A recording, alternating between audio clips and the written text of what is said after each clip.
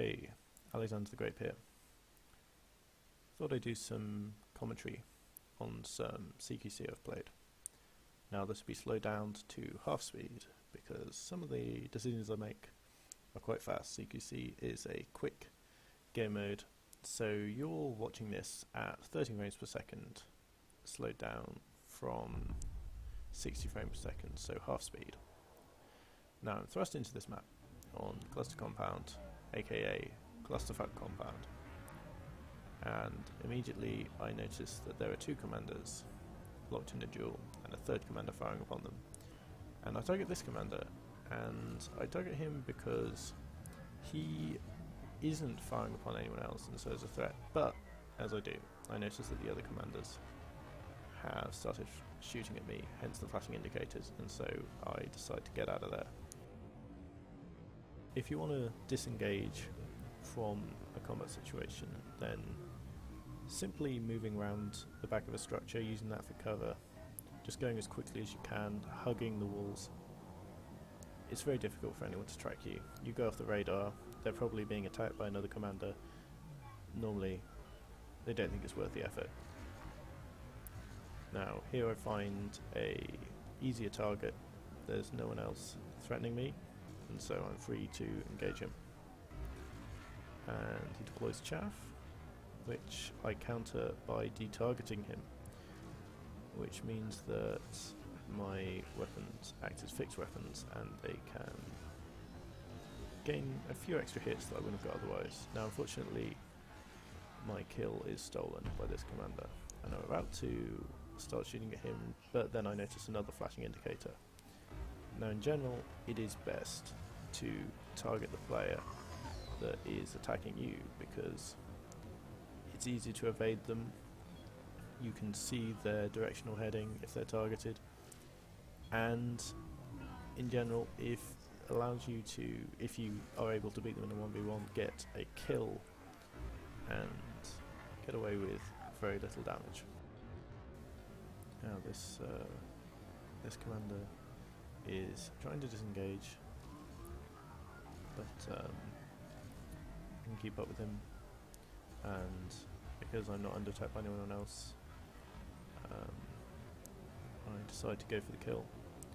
I'm actually moving away from the main group of opponents, so this is going to be quite a safe kill, and I'm not actually sure where this commander is trying to escape, because I think he would have a better shot if he stuck around and tried to kill me, but I'm not complaining.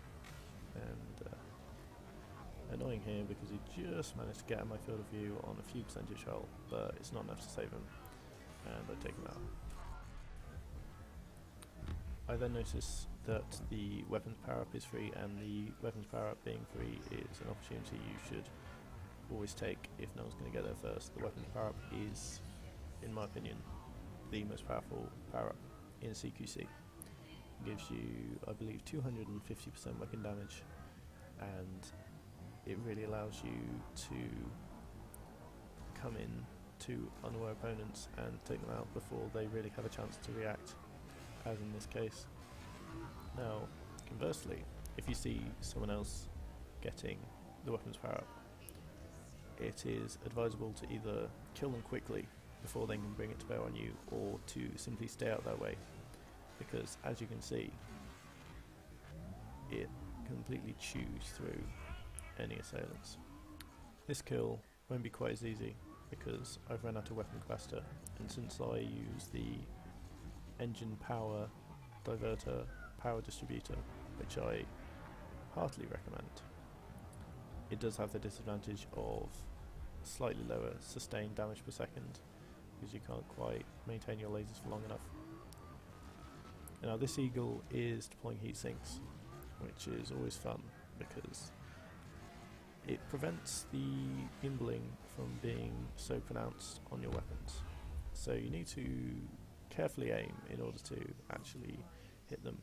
And I quite like that. It adds a little bit of an element of skill and challenge. And here I notice that I'm two things: that I'm under attack and that my weapon's about to run out. So I run away towards the weapon power up, because the weapons power up lasts exactly as long as it takes to regenerate. So you can precisely time getting the power-up back, and indeed in many matches, particularly on the lower ranks, you can do extremely well simply by chaining the weapon's power-up over and over and over to constantly have a huge amount of damage, which, if done right, wins you matches extremely quickly.